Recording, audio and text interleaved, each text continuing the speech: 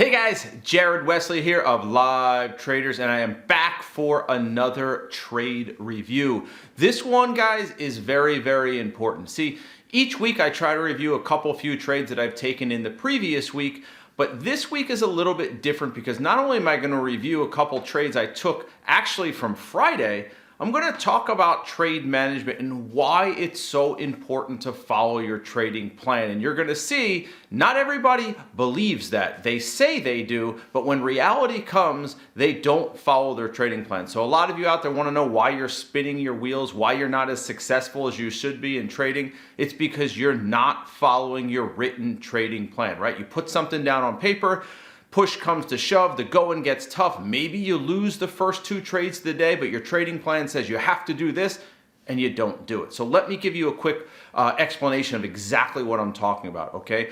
On Friday, I ended up taking five trades, and I don't like to take 5 trades. I usually average around 2 to 3 trades, but in my trading plan, it says if I take a full stop out on a trade, I must get back in at the original entry point. So let's say hypothetically, I get in a trade at $100 and my stop loss is 99.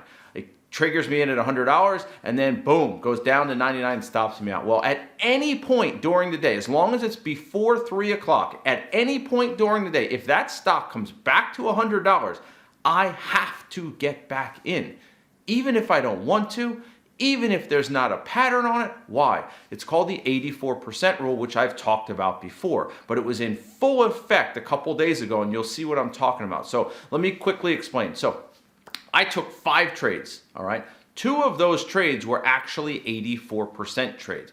So I started off the day taking NCLH, okay? I think it was Norwegian Cruise Lines or something like that. It was this beautiful 1-minute breakdown right around, I believe it was $28.80, or maybe it was $29.80, something like that. We had about a 30-cent stop loss on this. I got filled a little bit late, but it was a beautiful gap down under a bottoming tail in a market that gapped up. So gap down under a bottoming tail in a market that gapped up. Immediate relative weakness. Well, I actually thought the markets were going to go higher, but they didn't. They ended up going lower almost immediately off the open. So I saw this 2-minute, this 1-minute breakdown. It was beautiful. We shorted it, and honestly, it turned out to be just a beautiful, painless $2,000 winner. So if I'm risking $1,000, I'm shooting for 2 to 1, and I'm doing all or nothing management. That's it. I can't touch it. Once I'm in it, I set it, and I forget it, and that's it. Okay, so this trade ends up going all the way down. We make $2,000 on it. I make $2,000 on it. But at that same time, or at least while I was in that trade, the other trade on LYFT, LYFT, had triggered. Okay, so I was actually in 2 trades at the same time. And you can see here on the screen, LYFT was a daily breakout. It wasn't quite a 3-bar play. Okay, it looked like a 3-bar play, but bar number 2 wasn't really narrow enough to be a 3-bar play. So I looked at LYFT and I really wanted to get in early on this, and it had like a 2-minute 3-bar play forming, but it never quite triggered. So I said, all right, guys, let's relax. Let's wait a little bit here. So we waited for a 1-minute or a 2-minute pullback. In this case, it ended up being a 1-minute buy setup. All right, so we got in around $64. I gave it a little bit of extra room, so we used a stop loss around $63. So I got in it. It's looking pretty good. It triggers. It goes, maybe $1, not quite maybe, but almost 1 hour. I'm up about $1,000 on that. At the same time, I'm in NCLH, and I'm thinking to myself, hey, this is going to be a quick $4,000 on a Friday. We're going to be done before 10 o'clock, and I'm just hit the golf course, hit the links. Didn't work out that way, all right? LYFT, because the market tanked, ended up pulling all the way back and ultimately stopping me out. So some traders at this point would be like, all right, I won 1, I lost 1, I made $1,000, it's Friday, I'm gonna walk away. Well, I can't quite walk away yet because LYFT, well, it stopped out. So I have to put an order to get back into LYFT, but we'll get to that in just a second. So during this time, I'm still scanning, looking for some more opportunity, and I see Costco, C-O-S-T. And Costco on the daily chart is down 10, 11 days in a row. So it's not quite climactic, but it's really close to being a parabolic buy setup. I mean, it's literally 10, 11 days down, as you can see on the screen. And this thing's getting hammered, getting hammered, getting hammered. And now I see the market going lower, and Costco goes lower. And I'm like, all right, 10, 11 days down, plus today it's going lower. And then I see the sell-off on the 5-minute and the 2-minute. I think, we need to look for a bottom here. The problem that Costco had is we never got that parabolic volume spike, that huge ending volume spike that you want to see, okay? And that's a really, really important part of a parabolic setup, okay? So anyway, it starts to put in a bottom on the 5-minute and the 2-minute. Bottoming tails, so it's super extended daily. The 5 minutes looking good. All right, guys, let's get in at $310, okay? With a stop loss around 307, but then I realized, you know what, it's getting a little tighter. Let's make it 308. So I get into Costco at $310, and the stop loss is at 308.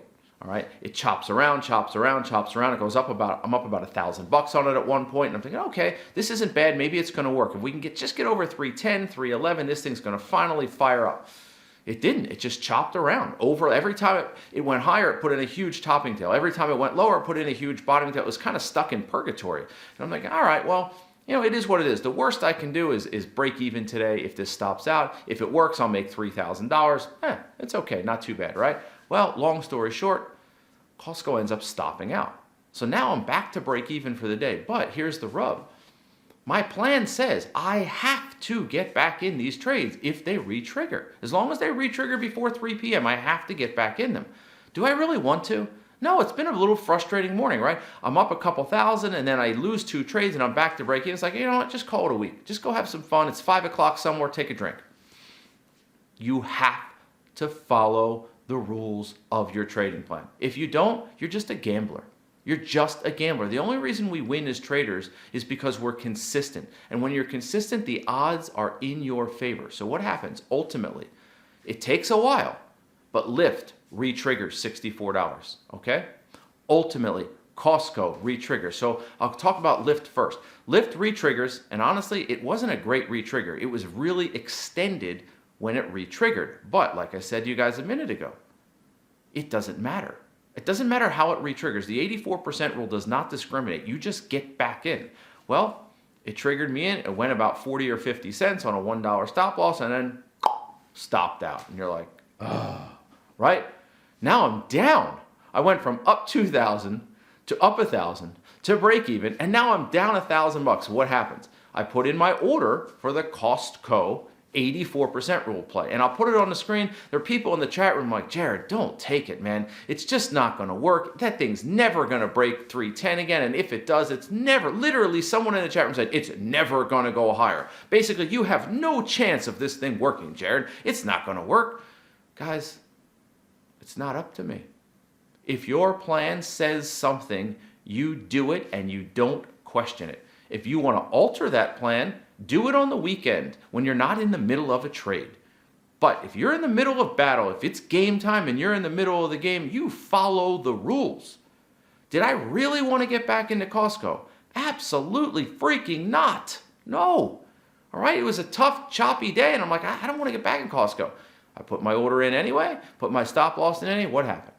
Costco popped $8. I got $2,000 out of it, and I ended the day up about $1,000. I think it was $985. Now, is that like a monster success story in terms of, ooh, you made $1,000? No, it's not that much money.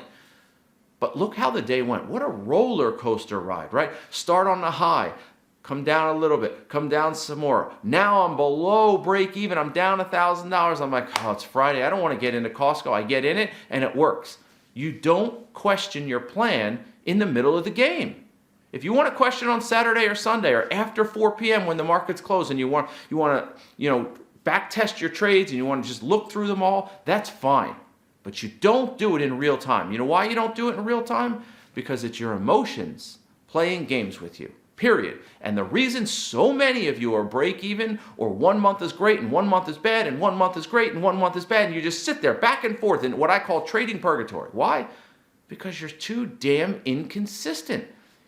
You set forth the rules of your plan when the market's closed, when you're thinking clearly and objectively. So when the market opens, you follow the rules of your plan. You don't let anybody else distract you from doing that or convince you otherwise. It would have been very easy for me to listen to all the people in the chat room and go, Jared, don't do it, don't do it. It's not going to work. It's da-da-da-da. It would have. And I would have ended the day down $1,000. Instead, I ended the day up 1,000.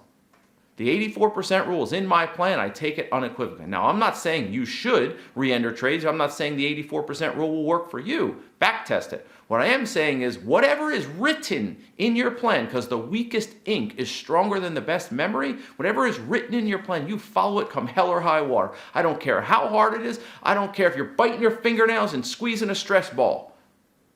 Follow your plan. If you don't, you have no business being in this business. Just quit now. If you're not going to follow your plan, just quit now. Okay? And that's today's lesson. Sure, we learned a little bit about the trades I took this past week. Okay? On Friday specifically. But the goal here, the plan here, or the lesson to be learned here is to follow your plan. And by the way, last week, the 84% rule triggered 5 times. 3 were winners, 2 were losers. Do the math on that. I got 2 to 1 on my target. So the 3 winners made 6 to 1, right? 2 times 3 is 6. The 2 losers lost 2. What was it? Net 4R. Yeah, it only batted 60%. So it wasn't an 84% rule for last week. It was a 60% rule for last week. Still made me 4R though, didn't it? The rules are the rules. That's the lesson I want you guys to take from this week's trade review. All right? I hope you guys learned a little bit from this trade review. If you like these videos, guys, please click that like button, smash hammer, subscribe to this channel. It's an awesome channel. And as always, don't forget those little bells, those click notifications. I am Jared Wesley of Live Traders. I'll see you guys again soon.